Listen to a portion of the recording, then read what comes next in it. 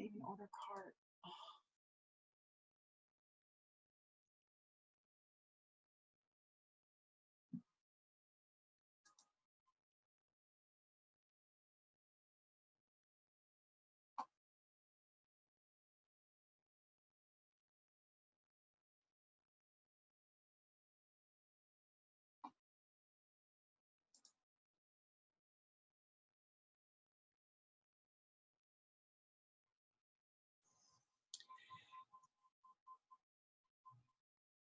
Hey everybody. Um, we are going to get started at 6 o'clock this evening Eastern time. So we have about 28 minutes, 26 minutes before we get started. I know some people got the messaging a little confused with the different emails, but if you want to log in and then go do what you need to do and join us back at 6, that would be great.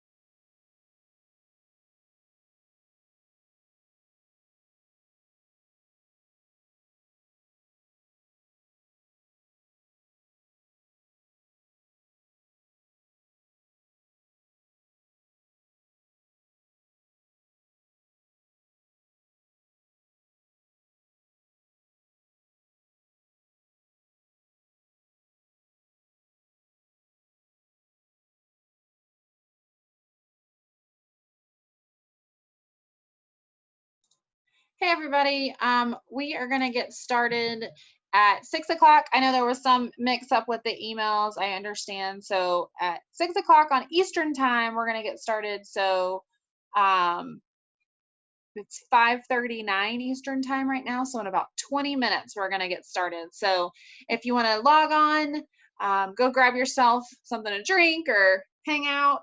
We'll get started in just a bit.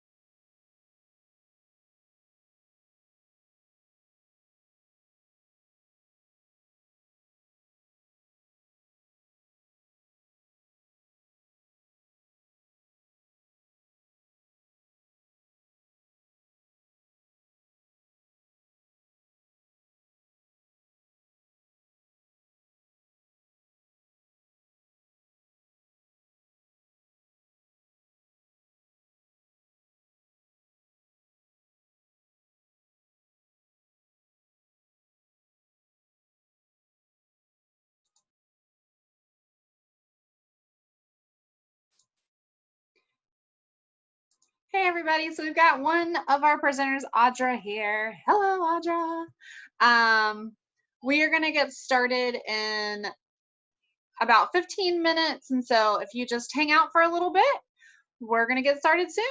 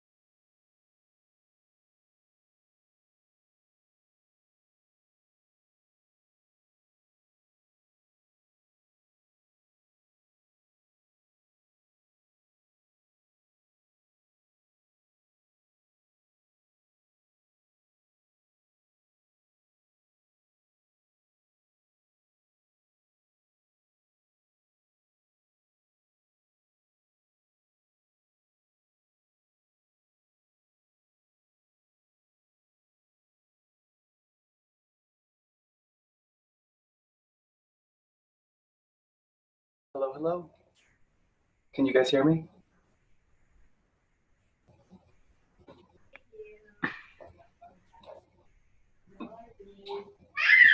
Awesome.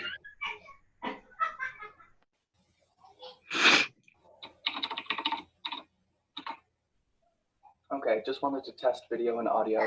I'm going to mute and stop the video for a few minutes, then, but I'll still be right here. Sounds good. And as everybody's jumping on, we're going to get started in about 12 minutes or so. So thanks for joining. If you'll just hang out, we're getting all our presenters up and running, and we'll talk to y'all in a minute.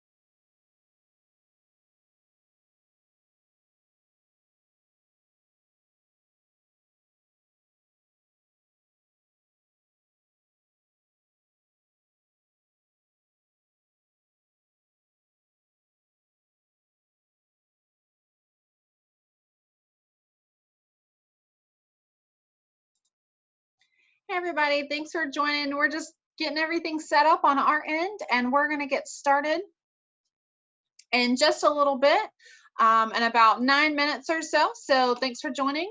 We'll connect with you in just a minute.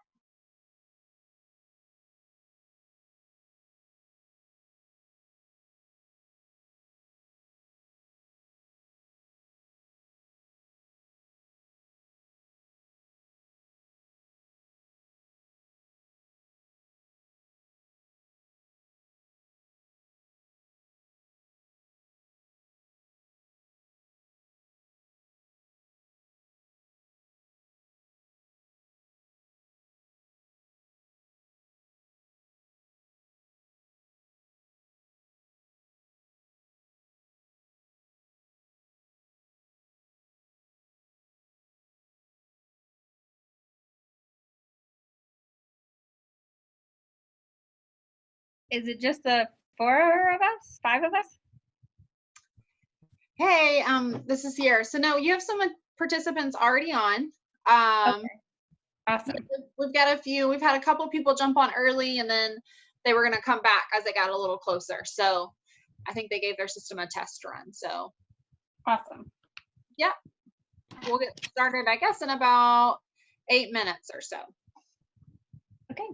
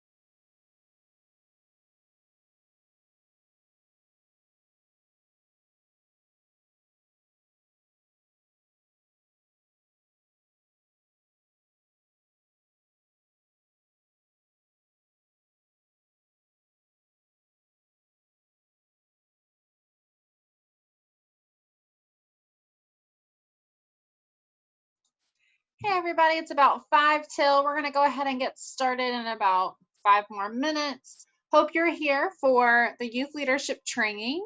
If not, it's gonna be great, so stick around. We're gonna wait for a few more people to jump on and stuff, and then we'll get going.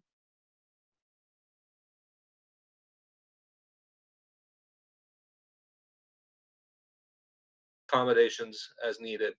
So if there are any accommodations, again, please make sure that you let us know so that we can do our best to accommodate those. So I get to run the screen today, so I guess driving should be interesting, and we can see if I get my driver's license today. So let's start with kind of what is uh, a board and what kind of boards are out there. So up on the screen here, there are many different kinds of boards. The two most common you'll see is an advisory board or board of directors, is what a lot of people um, often hear. Is, you know, I serve on a board most of the time. That's boards of directors, and there are a lot of similarities between the two, but there are some differences there. I have served on advisory boards for the city. So one of the advisory boards I've sat on is it's an advisory board to Salt Lake City to let them know how accessible the city is. And I've also served on boards of directors as well. So what are the differences? So the advisory board is really just a group of people who use their knowledge, experience, and skills, things that they've again experienced to provide advice or guidance to an organization. So they don't have control on what the organization ultimately does, but they advise them and let them know what is important, what decisions might be important for the organization to make. Some of these boards might have money attached to them that they can use. A lot of these boards probably don't have money attached. So literally you are getting together with a group of people to help voice your concerns, your opinions, and to um, guide the direction of an organization. But all that is informing them, giving them advice. You don't have any other control in that. So when I served on the Mayor's Council for Accessibility, we gave them ideas and they got to decide, the mayor got to decide whether or not to accept those ideas or to go a different direction. So that's the kind of first board we have, the advisory board. The second one we have are the boards of directors, which is a group of people who make decisions for an organization. So they are responsible for hiring or in some cases firing executive staff. So the executive staff is oftentimes just an executive director, and the executive director then oversees the rest of the staff of that organization. They also have a financial responsibility for the organization.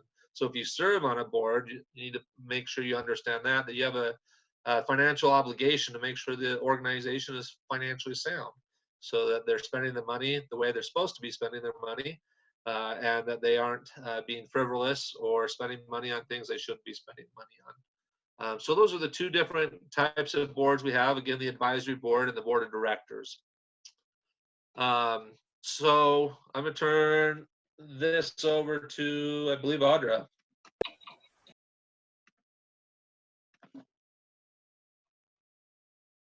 We cannot hear you, Audra. I see you trying to talk, but I can't hear you.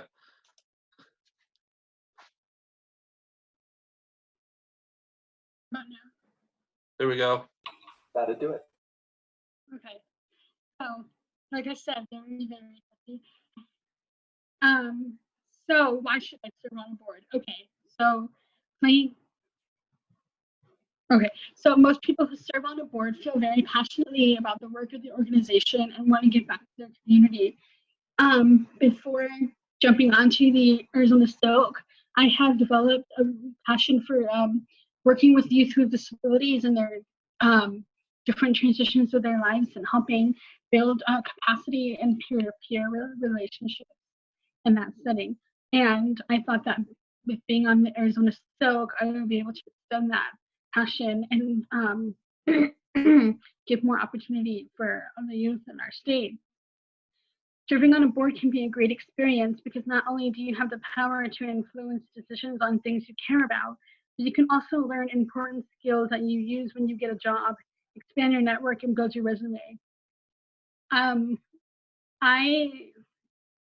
In my experiences of getting a job, and not even just being on the board, but also like being part of like our youth leadership forum and our youth leadership initiatives executive committee in the past. An employer see that on a resume. I've seen the look on an employer's face where they're like, oh my gosh, what is this? It sounds big. and I want to know more. And it also really does help you build your network, because when somebody sees that you have that position of power where you have the ability to make an influence, they want you to be their allies, so to say, and to be able to do the whole give and take thing where you could use your position to help them and they can use their position to help you, and so forth. And as far as like getting a job, the skills you learn from being on a board extend into the workplace. So conflict resolution, leadership development, training, curriculum development, if that's if that's something that's implemented, understanding finances, just various things that you don't think that can be used in a professional job capacity, but it actually can. I think. Okay, playing an active role on a board can also assist you in developing and honing your leadership skills, which can help you get into college, land scholarships, get internships, and jobs. It really does hone your leadership skills, because you really have to step it up if you want to serve in a capacity like being on a board. It doesn't really matter how big the board is, but you really do have to step it up. It hones your leadership skills and you learn a lot. It can help you get into college. It does help with your scholarships and internships and jobs. My work here in Arizona in the past has gotten me into an AmeriCorps program of Public Allies, where they because of the work I'd done, they were like, "Oh, we see that you have a lot of leadership potential and you know what you're doing. So come to us, and we'll build capacity with you." Serving on a board is also a great way to learn more about a particular field or company and to learn important decision-making processes. Being on the Arizona Silk really does teach me about the disability community in general, and like our Centers for Independent Living and anything and everything that's connected to it. Just like in the past, serving on the executive committee for our Arizona Youth Leadership Initiatives, taught me about working particularly with our youth, and that was like kind of governance 101 for me, I guess, for lack of a better term. And it does help you learn important decision-making processes, because serving in a larger capacity means that the decisions that you make have to be a bit more thought out and planned, and it takes a team rather than you doing it yourself. So being able to learn how to do that really benefits just how you wow, I had train of thought. Okay. So learning how to do that really does help you in the long term. Okay, I'm good. I'm good there. I don't remember if I have another slide or if it moves on to, yes, I do. Okay, examples of where to serve on boards. Local youth organizations such as Boys and Girls Club, something like that, because it serves to the youth of Arizona or in general. Arts and youth sports organizations, advisory groups for state and local education,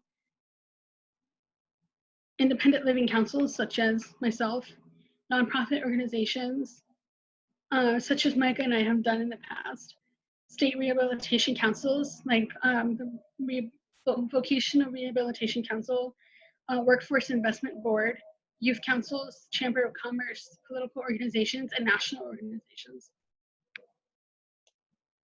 Maybe I can just take a second. That we do have a picture on this slide that says "Get involved, board members needed," with a bunch of hands just raised. And that's all you see is hands, as in a volunteer motion.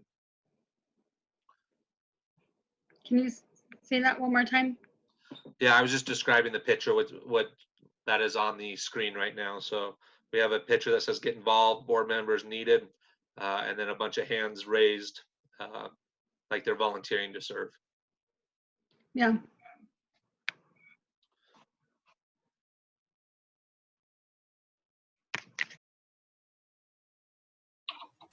Alrighty. So let's talk about governance for a second. And while we talk about governance, I might ask for a little bit of audience participation. So if you want to respond, you can either, Sierra, correct me if I'm wrong, request to speak or type in the chat. Yep. Awesome. So everybody's being unmuted now, but just as a reminder, you can press *6 on the phone, and then there's the microphone on the computer to the left bottom part of your screen to unmute yourself there. Awesome, thank you. So, what do you guys think of when you hear the word governance? What does that mean to you? What do you think it means?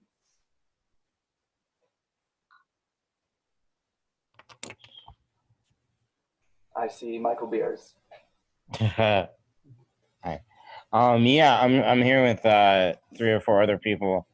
Hey. How you doing? So, all right, governance. What do you guys? What comes to mind when you hear governance? What do you think of, or what might it mean? Right. What I think of what word governments is more Governance. governors. Oh, I think it's got to do with more politics. So politics. Yeah, I think Yeah. you know. Yeah, politics, all right. People advising, I think is the word that comes to mind. Very much so, yeah. So, yeah, I like what you said there about advising. And if we think about one of the 2 major types of boards are advisory boards, right? And boards of directors, the boards that help guide an organization's decisions, right?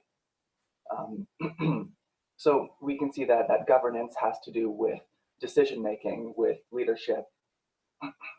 And Michael, can we go to the next slide, please? Thank you. So governance is a decision process grounded in the belief that organizations can get the results they desire by choosing appropriate courses of action, kind of like how you would make decisions about your own life. You know, how you move forward from those decisions makes a difference on whether or not you achieve your goals, and the same goes for an organization. For example, I serve on the board of directors for the nonprofit Diversibility Incorporated, and as a member of that board, I'm involved in the decision-making process. It has to do with, you know, an organization has certain goals that they want to achieve, and then the board makes decisions on what strategy they're going to use to achieve those goals. Let's move on to the next slide. A little bit more. Governance is also about making informed organizational choices. Choices about why we're here. What does this organization stand for? What do they want to accomplish, as I mentioned before? What are the best ways to achieve those goals? And that will get into strategy, which is something we'll touch on later. And then governance also has to do with making use of the resources that an organization needs to do the things that they've chosen.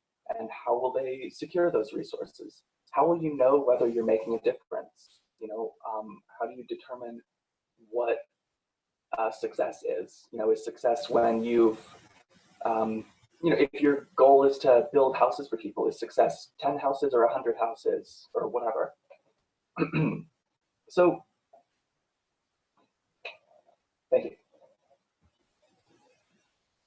With that said, governance is the process of providing strategic leadership to a corporation or other organization.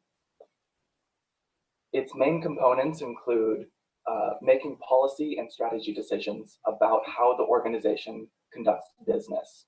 And we use the term business here loosely. This doesn't just mean business like a store that sells things. This could be whatever an organization is in the business of doing. And that can cover all sorts of things. Michael mentioned serving on an advisory board for a local government, right? Mm-hmm. Obviously, that's a little bit different from the sort of business that, you know, like a grocery store might be. Governance also includes overseeing and monitoring organizational performance. which is how well the corporation carries out their business. So like I mentioned before, that's setting goals, determining what do we want to do and how do we know when we've done it right. It also has to do with ensuring overall accountability. And I'm going to ask the audience again, can anyone tell me what accountability means in the context of a board?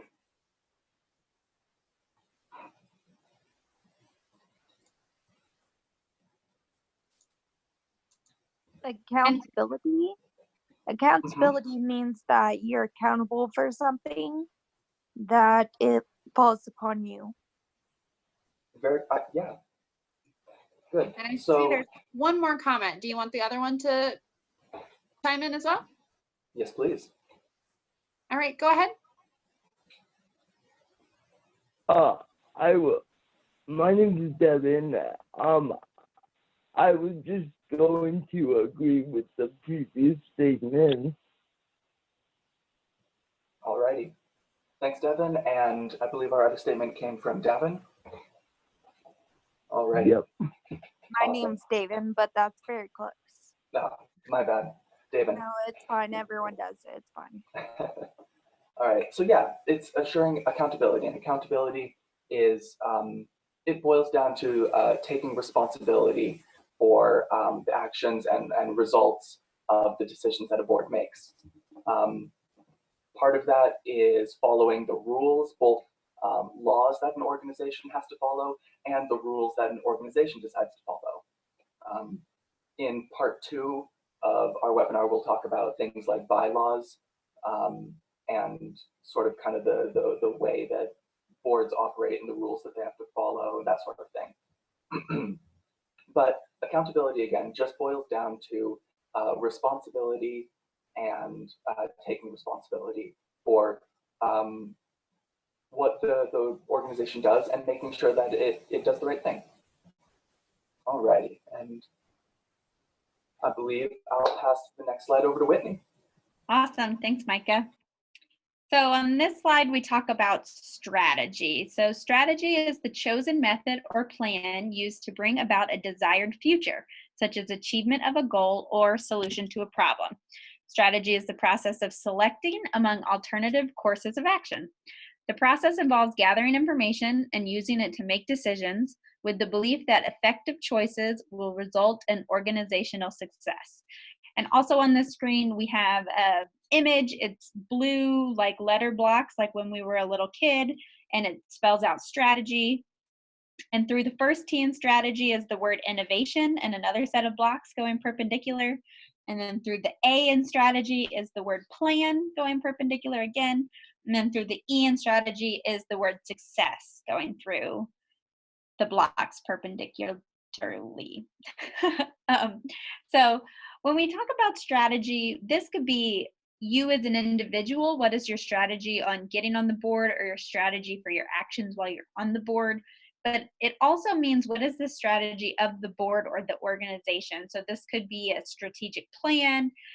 This could be some sort of long-term fundraising goal, just whatever the board is trying to get to, whatever their strategy is for that chosen method or plan to, again, bring about their desired future. So how are they're setting their goals, and how are they going to achieve them? What's the method? How are they going to do it?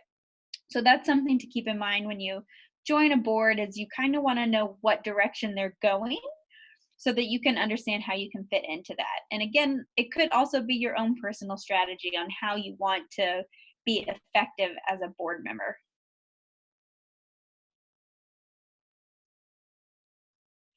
Awesome. So my next slide is another image, and it says check in big red letters in a white box, and it has a check mark. And then it says in a red box with white letters, in your own words. And I have 3 questions for you. So we're going to kick it back over to the audience. So we kind of already talked about what is governance, but we just want to make sure that everyone understands. So does anyone have any questions on what governance is?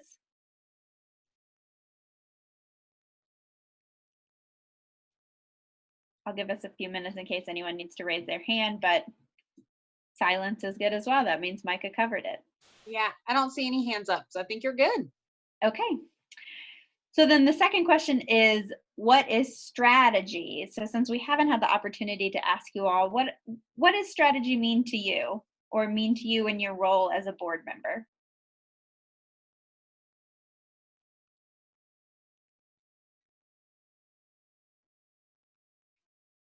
Looks like Katie, did you have a comment? Yeah, Katie, you're unmuted, so you should be able to go.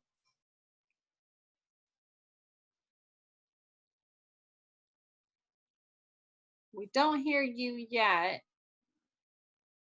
It looks like you're on the computer, so just make sure that you have whatever microphone you're using, it's the one selected, and you can do that by the little arrow beside it, if that helps. You're also welcome to type your question or your response as well, if that is easier for you, or works if you don't have a microphone. So Katie, we can come right back with you, and I can check with you or check in with you on chat. I see that Opal has their hand raised as well. Opal, do you want to go ahead? Yeah, sure. I guess a strategy is figuring out a plan for like how you're gonna do something, and like what, as far as leadership goes, like what you're gonna do to be a leader, and what you're gonna do to make whatever board you are serving on better. Absolutely. Yeah, that's a great way to say strategy.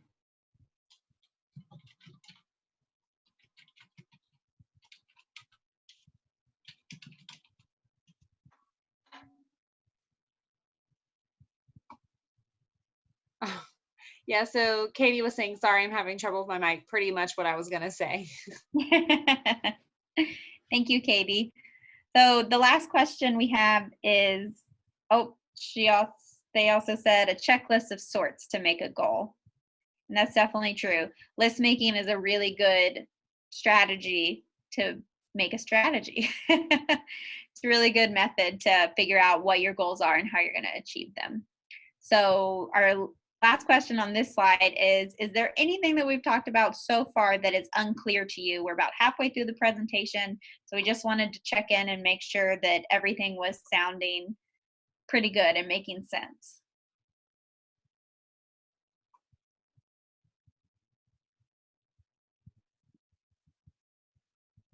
Okay, well, I don't see any hands raised or anything in the chat, so if you do have a question, raise your hand or throw it in the chat and we will stop for you.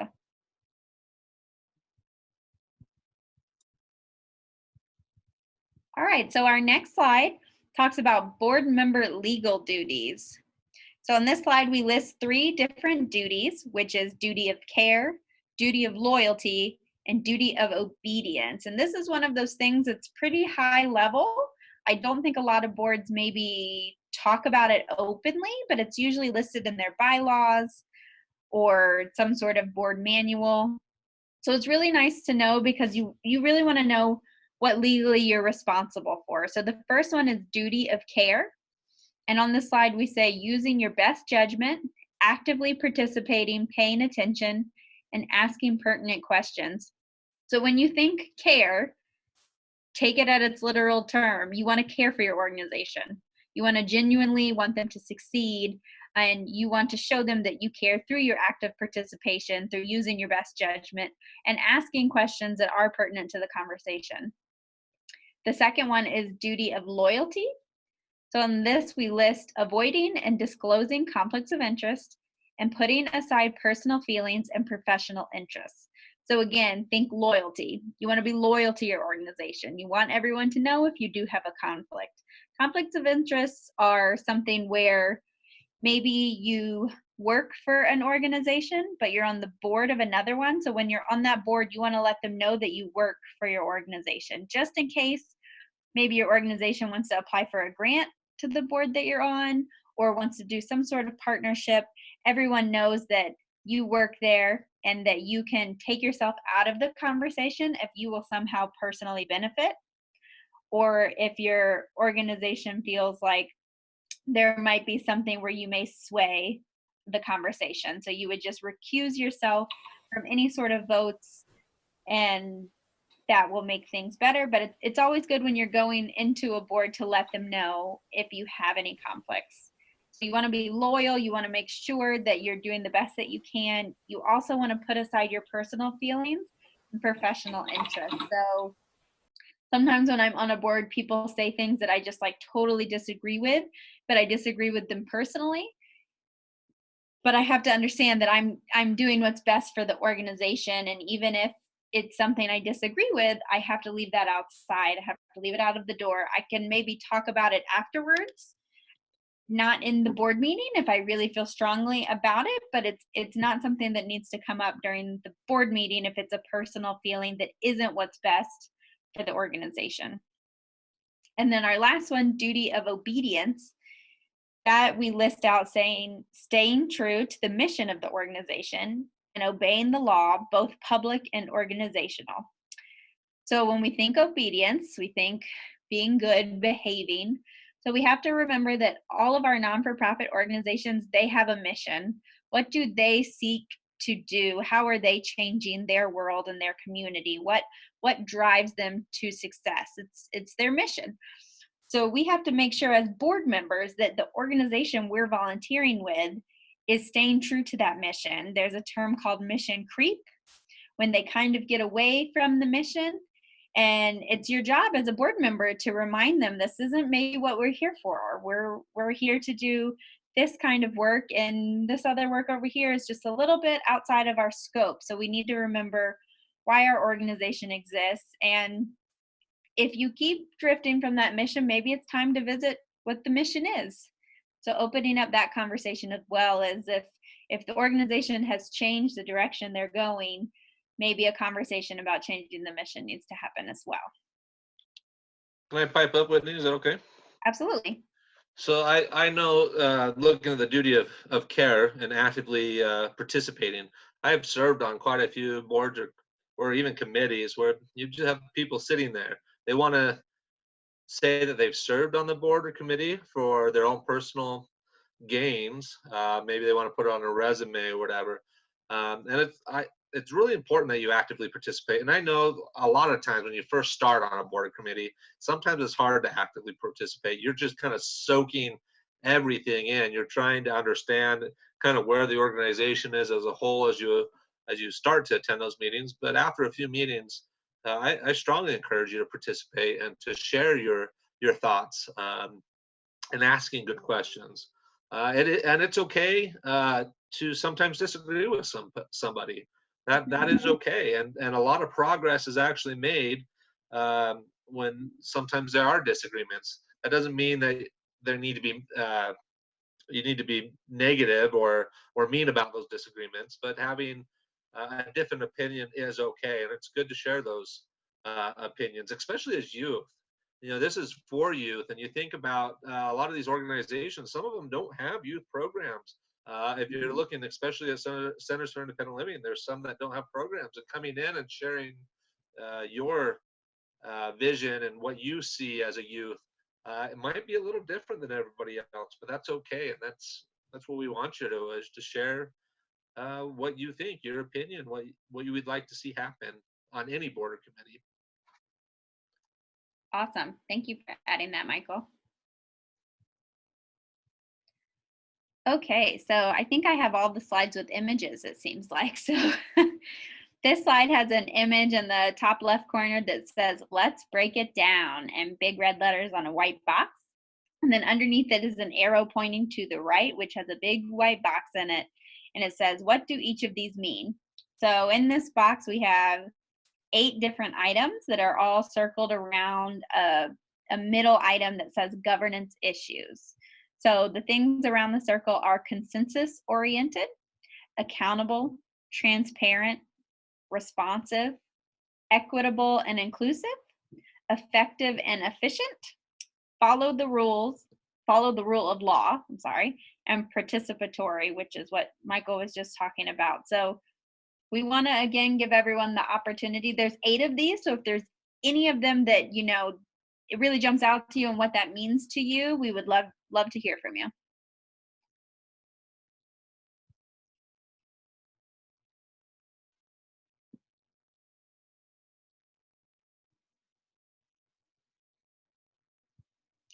Okay, so while we wait, jump in whenever you'd like. I'm just going to run through them really quickly. So consensus oriented, this term means that it's got to be the consensus of the board, which means the majority has to agree. So usually when you're doing a vote, it might be 51% wins the vote.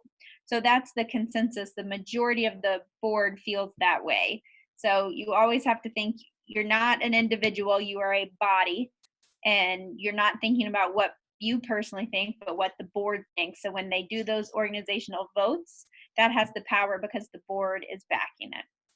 The second one is accountable.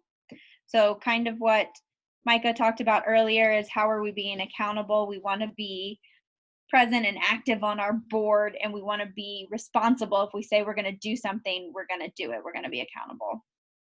The next item is, oh, I see we have a comment from Opal. Would you like to chime in, Opal? Yes, please. Is responsive and participatory kind of a similar thing? It is kind of similar. So when I think responsive, I think if they're emailing me and asking me for my feedback is how I think responsive, more so than participating in a board meeting. I almost think of them like one might not necessarily be in person, but you're right, they totally are similar.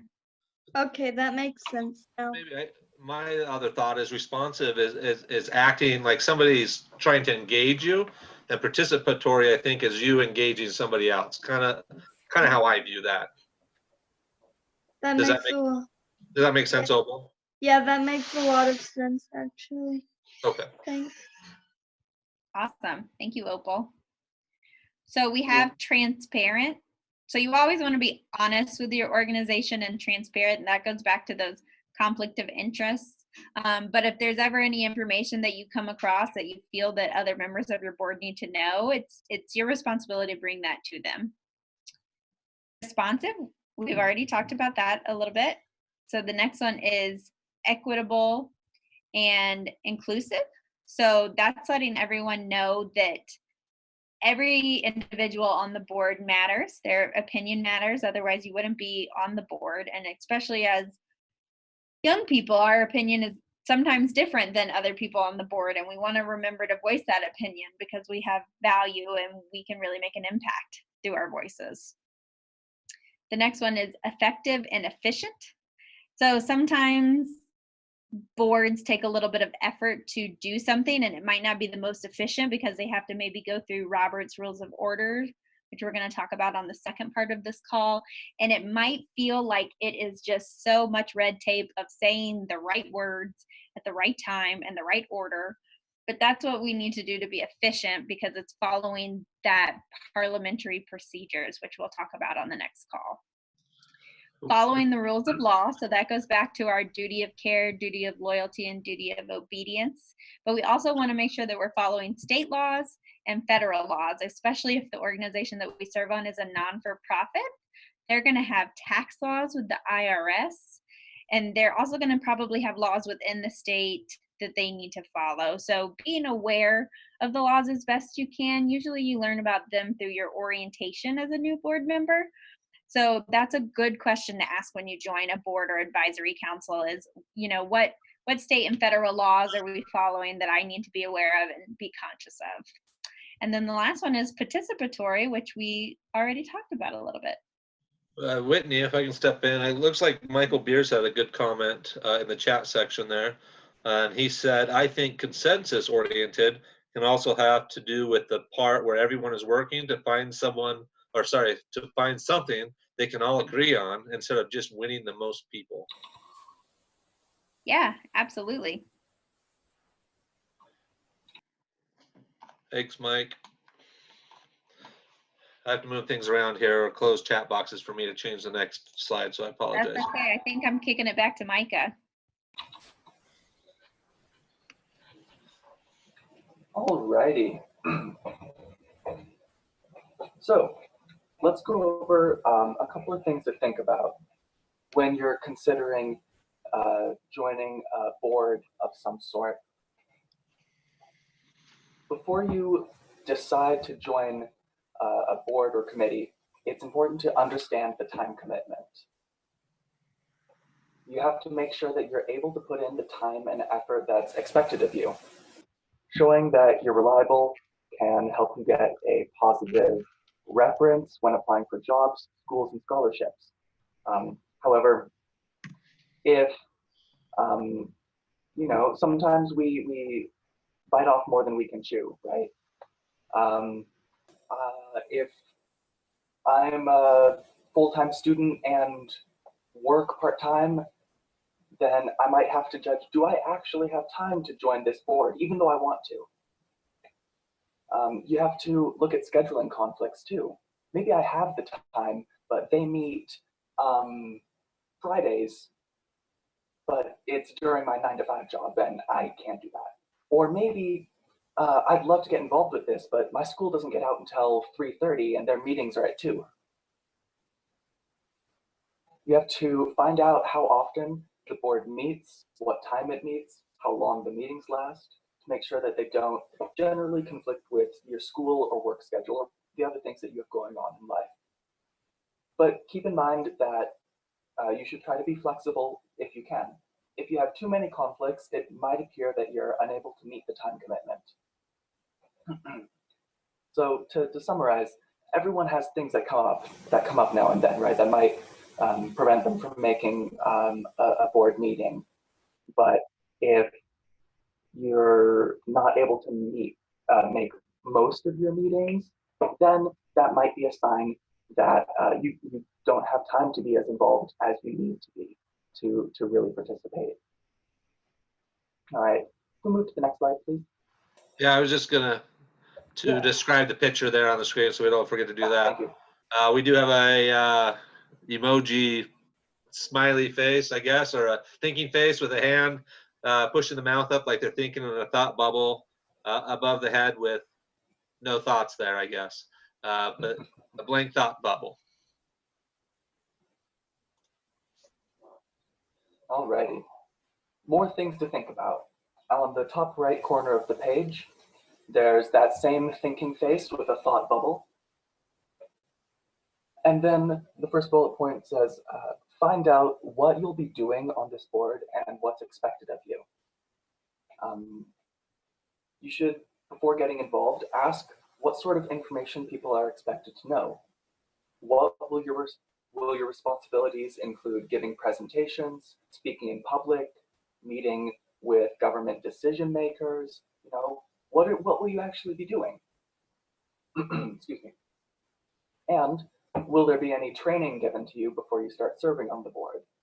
Is it, yeah, we'd love to have you do this training first, or hey, we'll show you how things work during your first meeting. You know, how does that work? And that's something that's important to ask before you start getting involved. If the board meets in person, it's also important to find out what's considered appropriate attire. What do you wear to meetings? Is it business casual? Do people show up in a t-shirt and jeans, or a suit and tie, or somewhere in between? Or it might be a board that meets over the phone and remotely, where the dress code doesn't really matter as much. And then it's also important to discuss compensation. Some organizations offer one form of compensation or another. Sometimes this is bus tokens, carpooling, travel and meal reimbursements. Some boards even pay their members a small stipend, although a lot of them also don't. That again goes back to something Audra talked about, which is why it's important to really care about what this board is doing and be passionate about it.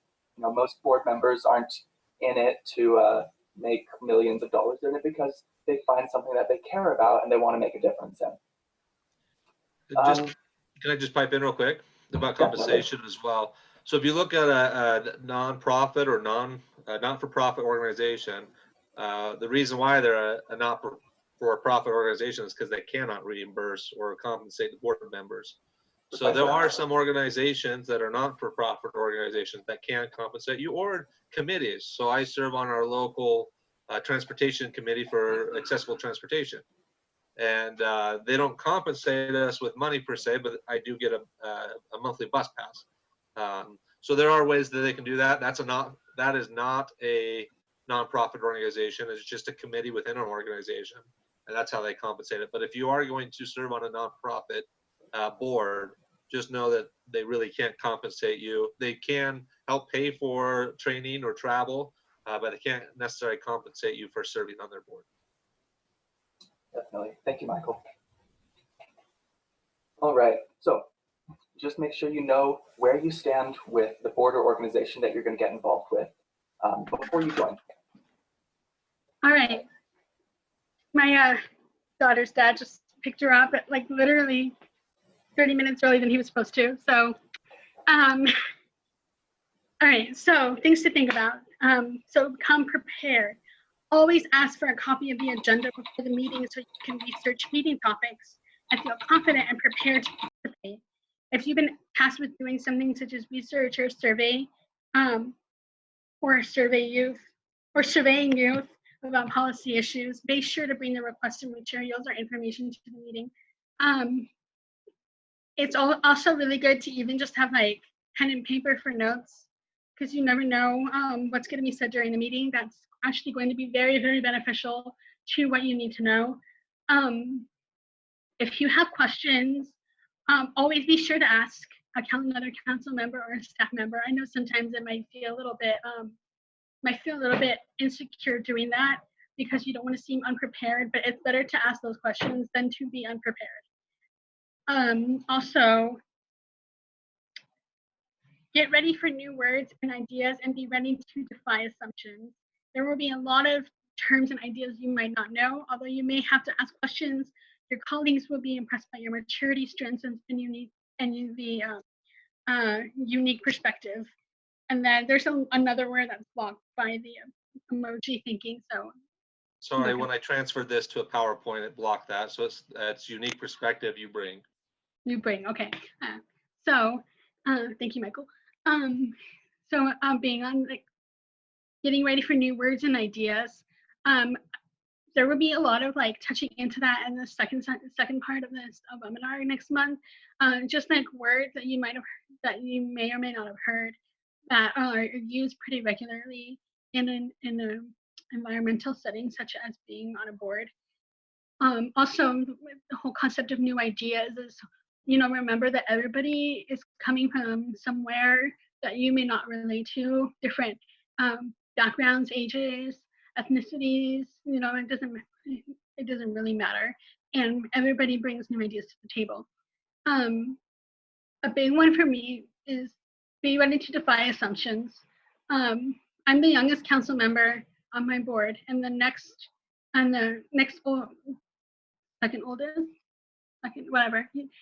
oldest person above me is like at least 15 years older than me. So it's very nerve-wracking sometimes. And they, when I first joined the Arizona Silk, some of them did assume that I may not know what I'm talking about because I'm so young. Of course, we should give them a background and ask them to give you a chance to show them what you know and what you can bring to the table.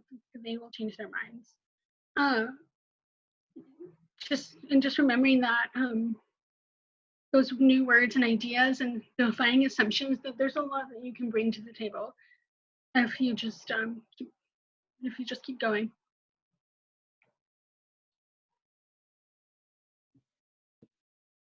So our last content slide on this presentation is another things to think about. On this one, it says, remember that your input matters. You were selected to serve on the board, which means that they want and value your contribution. Remind yourself that your voice counts. If you ever become frustrated because you feel like you are not getting equal time, keep in mind that although some adults may not understand how to work with youth effectively, they generally mean well. And I think we say adults as in someone who is not a youth, because some of us youth are also adults. So we don't mean to not include you there. But so this is, again, just bringing your unique perspective, as Audra kind of touched on how your input matters. And even if it feels like maybe people don't understand your perspective, just voicing it helps to start that conversation so that they can eventually start understanding and having those conversations, which are really, really important. And if there aren't youth roles on your SILC or your State Independent Living Council's Board of Center for Independent Living's Board of Directors, start talking to people, because we want to get youth involved, because we are people that are served by centers and by SILCs and all over the community. So even if you aren't on the board, your input still matters to the board, because you want to start those conversations. I think another thing, even if you're not on the board, a lot of places will have public comment periods where you can go and share your public comment and let them know how you feel about that as well. Absolutely. All right. So we are essentially through it. We have changed some of this. We're excited for the second part, which is going to happen from a month from today. But wanted to know if you had any questions about anything we covered today, anything that we can help you understand a little bit better. I also actually wanted to add that there are lots of places to serve, and you may have desire and passion towards other things, not just related to people with disabilities. And it's always good to serve wherever you want to serve, and get out and do that. So knowing that, is there any questions that you have about boards? We're going to get into more detail next time. So today was kind of like what is a board and how does it kind of work? The next part, we're going to get into, once you're on a board, what does that mean and how do you actually serve on a board?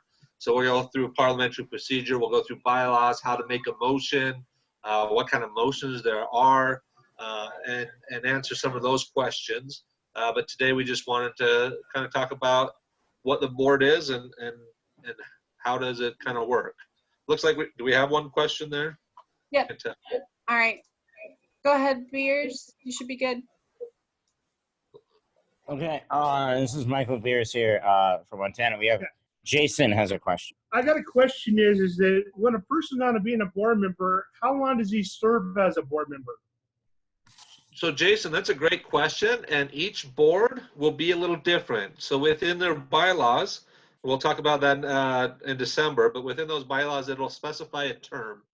A lot of times they're 2-3 year terms, but that'll be specified within the board. They could be longer, they could be shorter.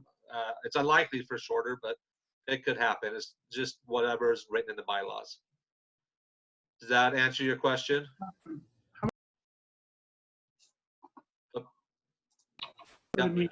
Try it again. Yeah. How many meetings in a year do you have to do these? So how many meetings in a typical year will a board have? Great question. So again, that'll be specified a lot in the bylaws. Like our statewide independent living council meets 6 times a year. I know other statewide independent living councils meet 4 times a year, and some meet monthly. So it all depends on the board and what they feel is necessary to fulfill their mission.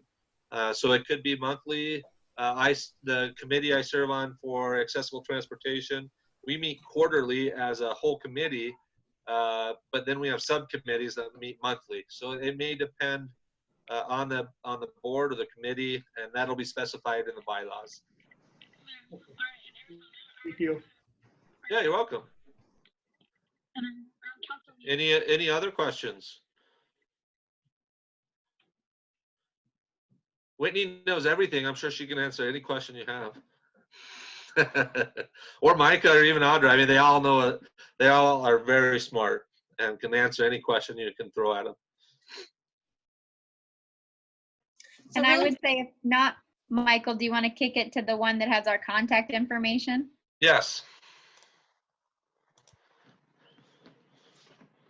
So if you have a question that you think up later between now and the next panel. These are our email addresses if you would like to take them down. If not, Sierra can get them to you after the call.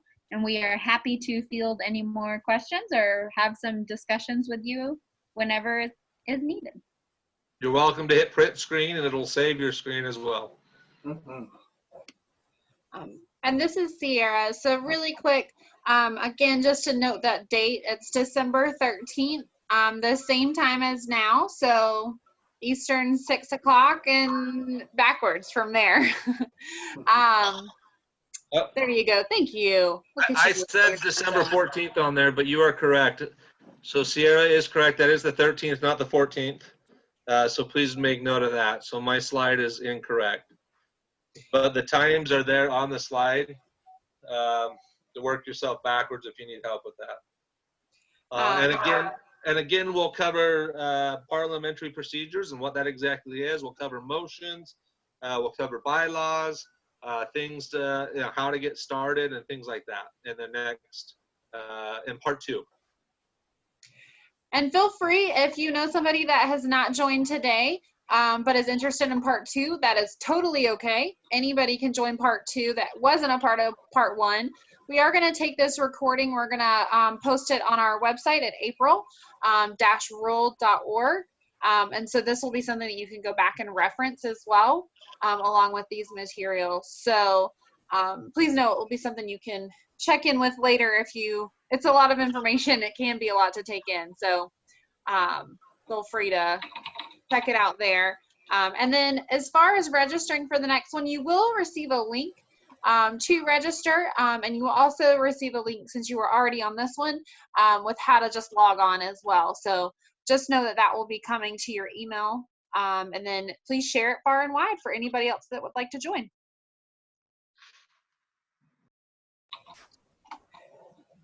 And does anybody have any other questions? I want to make sure we don't miss on anybody before we wrap up.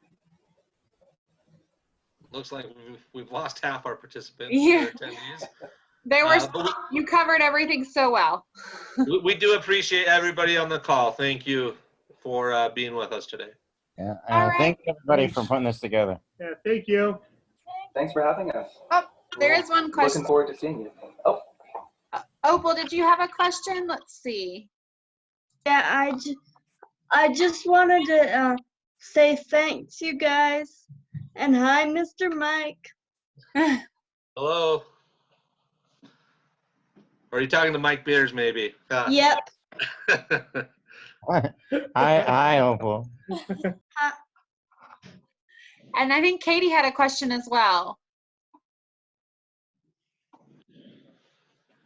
Oh, Katie has to type, if I remember correctly. Yeah. If you want to type yours in, you're more than welcome to, but you are unmuted.